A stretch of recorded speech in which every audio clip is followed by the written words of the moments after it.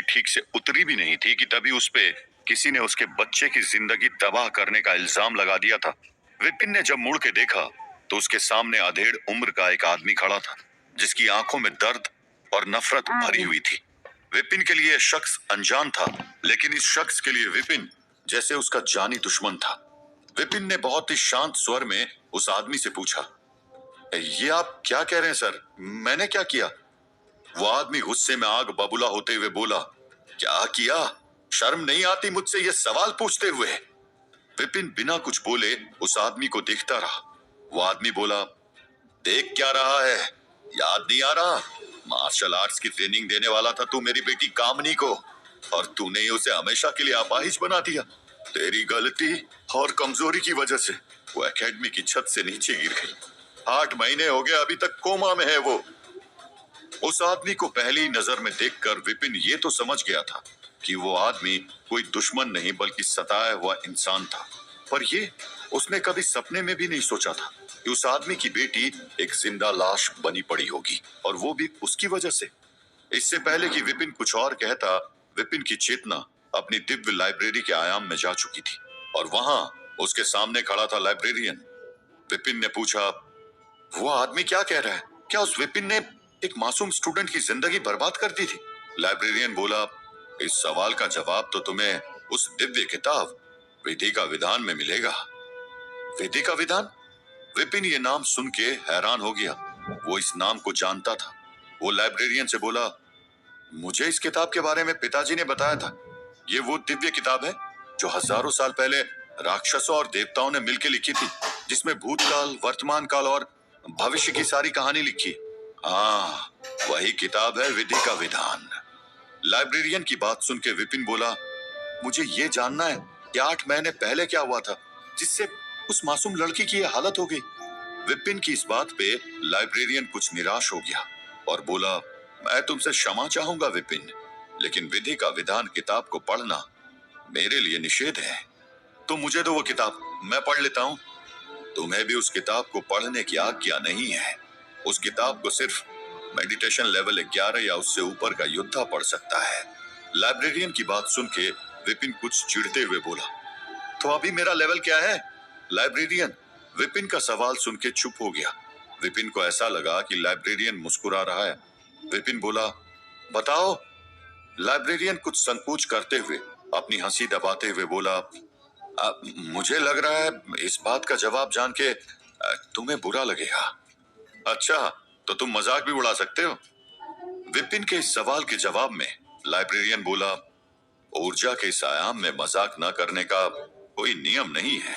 वाह, बाहर उस स्टूडेंट के पिता मेरी इज्जत का कचरा कर रहे हैं और तुम मेरी मदद करने की बजाय यहाँ मजाक कर रहे हो। तुमने मदद नहीं मांगी, तुमने सवाल पूछा।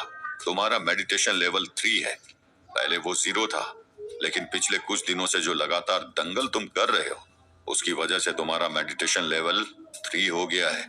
इससे आगे अपना मेडिटेशन लेवल ले जाने के लिए तुम्हें अभ्यास करना पड़ेगा।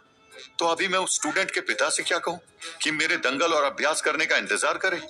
विपिन के सवाल के जवाब में लाइब्रेरियन बोला, 8 महीने पहले क्या हुआ था वो जानने के लिए तुम्हें मेडिटेशन लेवल 11 पार करना होगा, लेकिन फिलहाल तुम उस छात्रा को ठीक कर सकते हो। तो ये बात तुमने पहले क्यों नहीं बताई? लाइब्रेरियन मुस्कुरा के बोला, ये तुमने पूछा ही नहीं। अजीब तरह से लाइब्रेरियन को घूर रहा विपिन ये बात सुन के बौखला गया।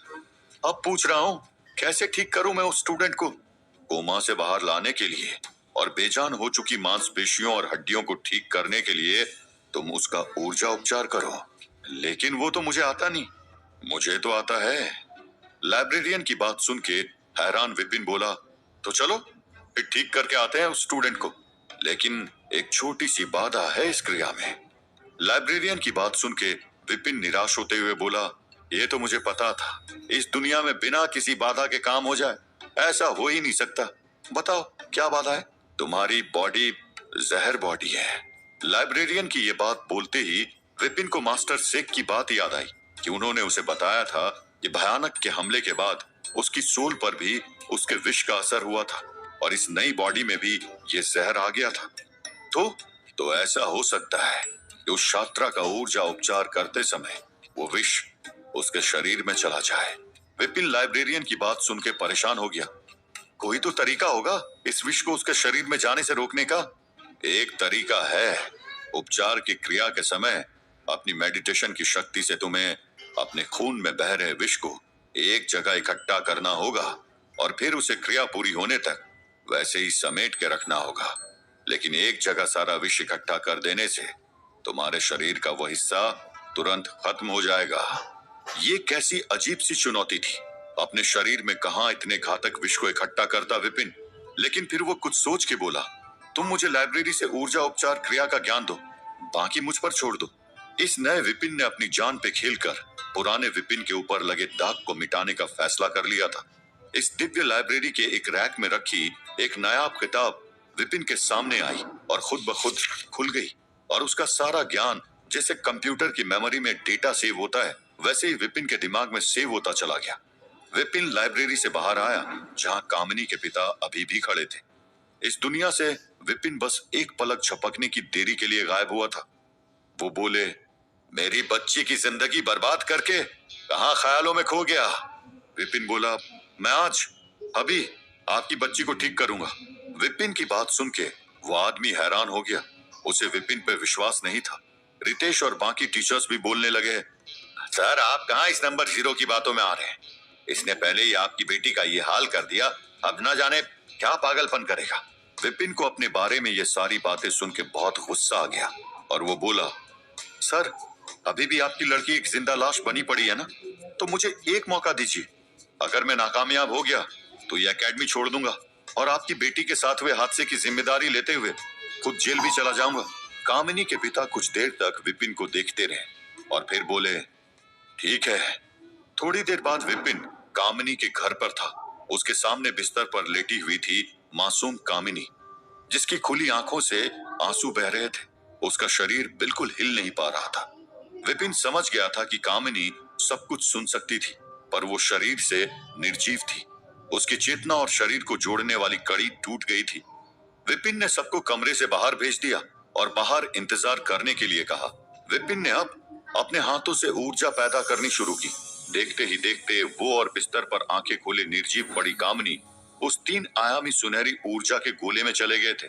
उस ऊर्जा से कामिनी के शरीर में हरकत होनी शुरू हुई। अब विपिन को अपनी ऊर्जा से उसके शरीर की टूटी हुई हड्डियों और नष्ट हो चुकी मांसपेशियों को हील करना था। लेकिन पहला काम था अपने शरीर में बह रहे भयानक के विष को एक जगह इकट्ठा करना। पर सवाल यही था कि वो ये विष इकट्ठा करता कहां। लेकिन फिर अगले ही पल विपिन ने अपनी आंखें बंद की और विष को अपने दिल में इकट्ठा करना शुरू किया। विपिन जानता था कि इस विपिन का शरीर कमजोर था, लेकिन उसका दिल मजबूत था। तभी तो इतने सालों की बेइज्जती और अपमान सह के भी वो जिंदा था। और उस जिल्लत के सामने ये विष क्या चीज थी। ये सोचते हुए विपिन ने भयानक का सारा विष अपने दिल में इकट्ठा कर लिया। ऐसा होते ही उसके दिल में बहुत दर्द हुआ। विपिन धीरे से खुद से बोला, यार ये हीरो बनना बहुत मुश्किल काम है। पल भर के लिए विपिन को लगा कि उसकी सांसें रुक जाएंगी, लेकिन विपिन की हिम्मत और सहन शक्ति दोनों बहुत ज्यादा थी। उस दर्द को बर्दाश्त करते हुए विपिन ने अब अपने शरीर की विष मुक्त ऊर्जा को पूरी ताकत लगा के कामिनी के शरीर में संचालित करना शुरू कर दिया। देखते ही देखते कामिनी का शरीर बिस्तर से उठकर हवा में तैर रहा था और उसका शरीर हील होता जा रहा था।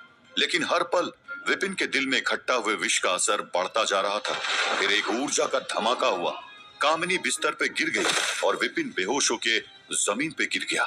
बिस्तर पर पड़ी कामिनी की आंखें खुली और वो थोड़ी कोशिश करके बिस्तर से उठ खड़ी हुई। उसी पल कमरे के अंदर हुई ऊर्जा ब्लास्ट को सुन के कामिनी के पिता कमरे के अंदर आ गए थे। कामिनी अपने पिता को देख के बोली, पापा। विपिन ने अपना वादा पूरा कर दिया था, लेकिन वो खुद बेहोश जमीन पे पड़ा था। उसके सीने पे एक बड़ा सा गहरे नीले रंग का चिन्ह बन गया था और उसकी सांसें नहीं चल रही थी। शायद विपिन ने अपने इस कमजोर शरीर के दिल को कुछ ज्यादा ही मजबूत मान लिया था। कामिनी के पिता जमीन पे बेहोश पड़े विपिन को देख के बोले, अच्छा हुआ मर गया। दूसरों के बच्चों की जान को खतरे में डालने वालों के साथ यही होना चाहिए। अपने पिता की बात सुनते ही कामिनी गुस्से में उनसे बोली, ये कैसी गिरी हुई बात कर रहे हैं आप पापा। मास्टर विपिन तो दुनिया के सबसे अच्छे टीचर हैं। कामिनी के पिता हैरान होते हुए बोले, लेकिन इसी की गलती से तो तुम एकेडमी की छत से नीचे गिरी थी। जिसकी वजह से तुम कोमा में चली गई थी। यह आपसे किसने कहा? एकेडमी के सब टीचर्स ने। सबने झूठ कहा क्योंकि सब मास्टर विपिन से जलते हैं। मैं बताती हूँ उस दिन सच में क्या हुआ था। ये कह के कामिनी 8 महीने पहले हुए हादसे की सच्चाई अपने पिता को बताती चली गई। मैं हर रोज की तरह ट्रेनिंग के लिए एकेडमी गई थी, लेकिन उस दिन मास्टर विपिन एकेडमी नहीं आए थे।